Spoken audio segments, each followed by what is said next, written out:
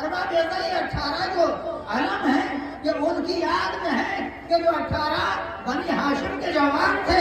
جانتے ہیں جناب قاسم سے متعلق میں ایک روایت پڑھ رہا تھا.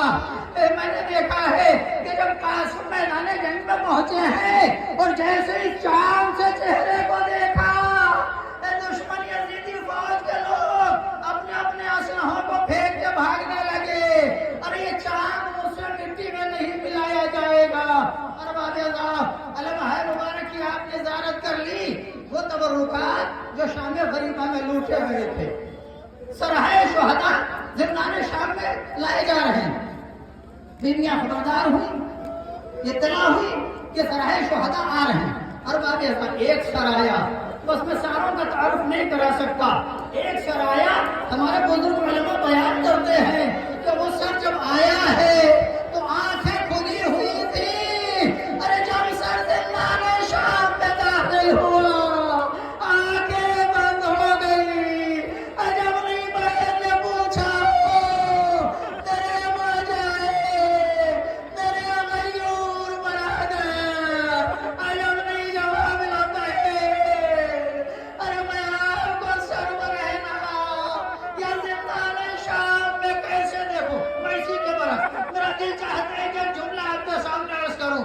ارباب اس سر کے بارے میں علماء سے میں نے سنا ہے لیکن ہاں ایک سر آیا ہوگا عجب نہیں آنکھیں بند ہو اور جیسے ہی زندان شام میں داخل ہوا آنکھیں کھل گئی. بھیا آنکھیں کیوں کھل گئی؟ عجب نہیں سر حسین سے آواز آئی ہو ارے میرے سینے میں سونے والی. ارے میں مدت سے تیرے دیکھنے کا منتظر ہوں. عجب نہیں بابا بھیا ارے زندان کے گوشے میں تیری وہ امانت سو رہی ہے. ارباب صاحب اب ایک سر ایسا آیا جانتے جس کے متعلق امام حسین نے پوچھا تھا بیٹا یہ بتاؤ کہ موت تمہارے نزدیک کیسی ہے. ایک جملہ کا تھا چچا جان الموت عندی احلی من العسل. چچا جان موت میرے نزدیک شہد سے زیادہ شیریں ہے. ارے جس چہرے کو دیکھنے کے بعد بازار کی عورتیں کہتی ہیں ایھا البدر تمام اے چودھویں رات کے چاند کاش کہ تیرے مرنے سے پہلے تیری ماں اس دنیا میں نہ رہی ہو. ارباب صاحب سرائے شہداء آ چکے. سرائے شہداء کی آپ دیکھ رہے ہیں غور کیجئے تصورات کی دنیا میں چلے جائیے گا. سرائے شہداء آ چکے. اب وہ شام غریبہ میں تصور شام غریبہ میں جو اسباب لوٹا گیا تھا اس اسباب کی تمنا کیوں کر رہی ہے جناب زینب؟ جانتے ہیں ہمارے علماء فرماتے ہیں کہ رباب جب سو جاتی تھی پہلی بات تو نیند نہیں ہوتی. ارے جب سو جاتی تھی تو رباب کا ہاتھ ایسے ہلتا تھا کہ جیسے کہوارا ہلا رہی ہو. ارے اسباب آنا شروع ہوئے. جانتے ہیں ایک چادر آئی جناب زینب نے اس چادر کو لے لیا. یہ جو آپ دیکھ رہے ہیں زیارت کر رہے ہیں دیکھیے جو جہاں سے ہے وہیں سے زیارت کر لی. ہاتھ سے بوسہ نہ لے پائے تو آنکھوں سے بوسہ لے لی اس لیے کہ اس کی شبیہ اطہر ہے کہ جس کے لاشے کو حسین بڑے اطمینان سے لے کے آئے. اس لیے کہ نازک بدن اور جسم کا کوئی حصہ سلامت نہیں تھا. ابا کے دامن میں رکھا گٹھری کی شکل میں لے کے چلے. جب خیمے میں پہنچا ہوگا تو ماں نے کیسے شناخت کی ہوگی. بس ارباب صاحب چادریں آنا شروع. ہاں اب گہوار آ رہا ہے. دیکھیں ترتیب تو صحیح نہیں رہی کہ گہوار آ رہا ہے. جب سارے اسباب آ چکے ایک مرتبہ جناب زینب نے سید سجاد سے کہا بیٹا سید سجاد حاکم شام سے یہ خبر بھیج دو حاکم شام سے یہ کہلوا دو کہ شام غریبہ میں جو جھولا جل گیا تھا اس کی لکڑیاں واپس کر دیں. اگر نہیں پوچھنے والے نے پوچھا ہو ارے زینب اس جلے ہوئے جھولے کی لکڑیوں کو لے کے کیا کرنا. जिगर खराज जुमला है।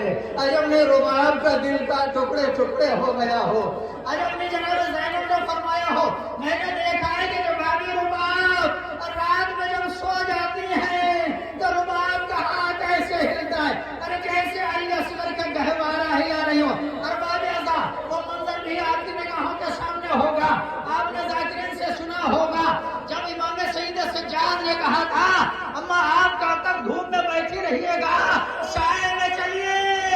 आसमान की तरफ वो किया, या खालिका, एक तरफ इमाम का हुक्म है, एक इमाम से वादा करके आई हूँ, एक पैर साए में है, एक पैर धूप में है। अब जो सईद सज्जाद ने शाना हिलाया, तब वो भी अम्मा की इसका बाजू थामे है, रुबाब दुनिया से चली गई।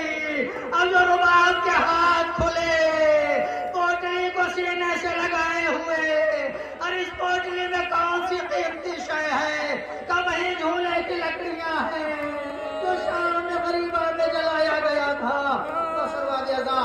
वो अंगूठी जो इमाम हुसैन की अंगुष्ठ मुबारक अता करके, पता नहीं कैसे जनाब ज़ैनब ने उस अंगूठी को देखा, बस खत्म करवा, अंगूठी भी आ गई।